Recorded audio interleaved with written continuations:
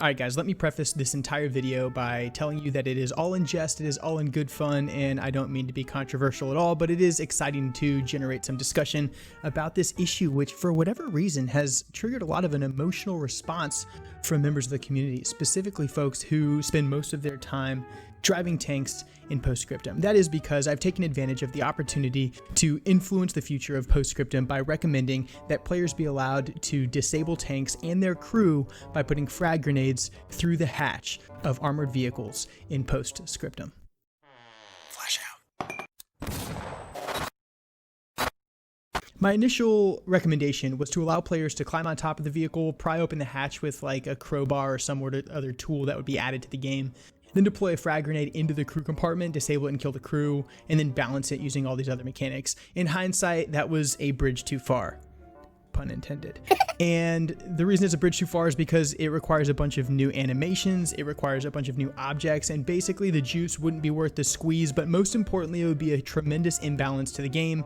And of course, it's also unrealistic because tanks throughout history have had internal locking mechanisms that would prevent folks from being able to open them from the outside unless the crew was just wholly incompetent and failed to lock the tank from the inside.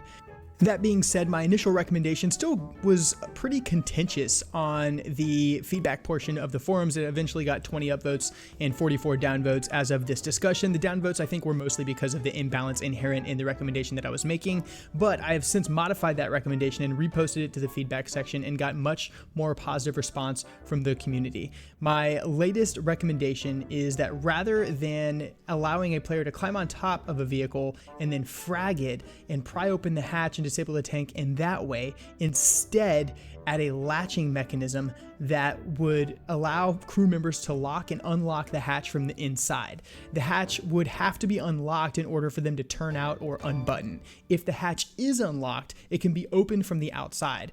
But if a tank commander, for example, or a driver is turned out or unbuttoned and then is engaged and killed while he is unbuttoned, that hatch would then remain open and it would be exposed to attack from people that are outside that tank. So if I'm able to kill a commander who is sticking his head out of his tank, I should then be able to run up and throw a grenade or a gammon bomb through the hatch of that tank into it, disabling the crew and disabling the tank at least to some degree.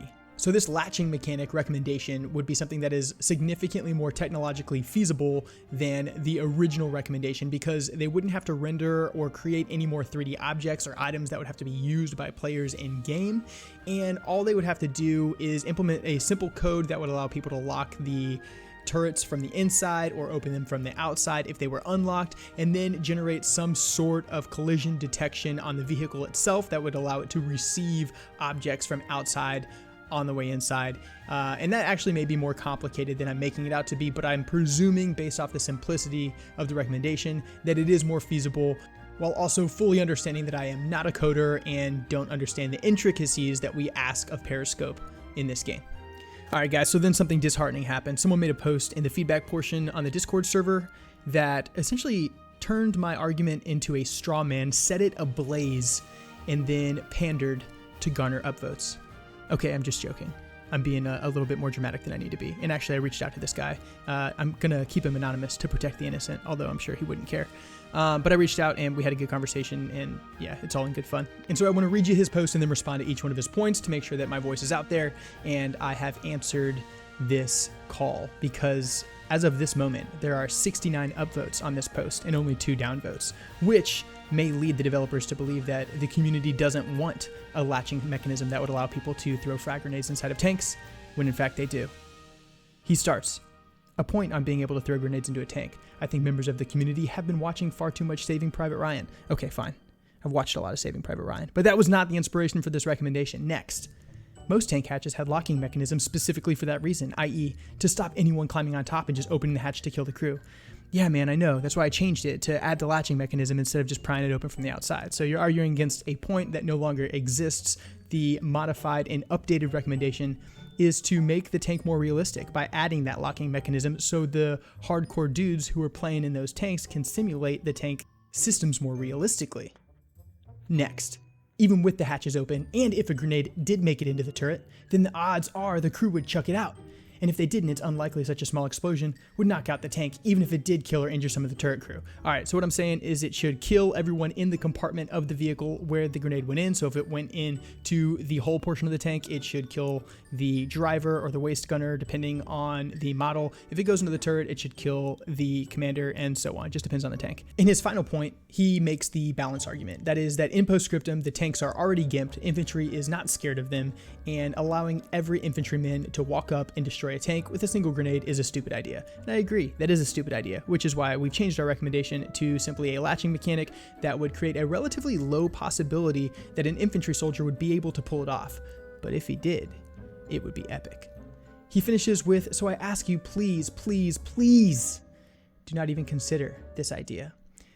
I disagree with him. He got a lot of upvotes. I'm assuming it's because that last paragraph where he talks about tanks being imbalanced, everyone generally agrees that tanks are imbalanced. He makes 3 or 4 points throughout his paragraph, and people are upvoting it because they agree with the final point, despite the fact that the final point is irrelevant because that is not the recommendation that is being made. So I reached out to him and I posted in the general chat on Discord, and I basically made all of the counter arguments that you guys just saw, but they immediately went all the way up in chat, and his post is still sitting there as a straw man set ablaze in the feedback portion, misrepresenting the idea, which is why I'm making this video, and because it's funny and I am enjoying myself. No, but seriously, I just don't want the idea to be wholly misrepresented and then canceled or cast aside by the developers as a result. I'm not asking for one lone infantryman to be able to take out a Tiger II by using his superhuman strength to breach the hatch and then kill the whole crew and tank with a grenade. That's not what I'm asking. I just want desperate infantry who are super sneaky, super lucky, and in a desperate situation to, in extremis, have a tiny chance to knock out a driver or commander who have exposed themselves or left their hatch unlocked, and then throw a grenade into the tank, because I think that that specific moment in the context of Postscriptum would be something that is incredibly challenging to achieve, but something that is incredibly immersive and incredible to experience. And it doesn't imbalance the whole tank fight system. If you don't want to take a frag grenade inside the hull of your tank, just lock the door. One of the things that I've heard over and over again as I've championed this effort to have this mechanic added to the game is that the idea is stupid because it is historically inaccurate, that it never happened in real life. But that is factually incorrect. I am not a historian, but I do have the internet and the ability to use Google to find stuff, and after about 5 minutes of effort, I discovered a gentleman by the name of Corporal Einar Shadowitz, who was a Finnish soldier who fought against the Soviet army as part of the Axis during World War II, who provided a first-hand account in which he recalled a time, specifically on February 12th, 1940, when he dropped a hand grenade into a Soviet tank. Well, that's silly. That's only one instance. That's just this Finnish guy fighting the Soviets in 1940. How do we know that it happened? Okay, well, here's another example. One by Cornelius Ryan, an Irish journalist who collected a series of first-hand accounts of battle and also experienced combat firsthand, and who is one of the most renowned war correspondents of the entire conflict. Oh, and he also wrote A Bridge Too Far, which of course is the most complete accounting of Operation Market Garden in history. Oh, and by the way, Postscriptum's entire first chapter takes place during Operation Market Garden. Anyway, so our pal Cornelius Ryan states that as one tank rumbled down the street, its commander, standing in the open hatch looking for targets, Major Peter Waddy leaned out of an upper floor window of a house next to Ukart's and expertly dropped a plastic explosive into the open turret, blowing the tank to pieces. Other men, following Waddy's example, demolished 2 more tanks. There you have it, folks. The most frequently referenced document with respect to Operation Market Garden.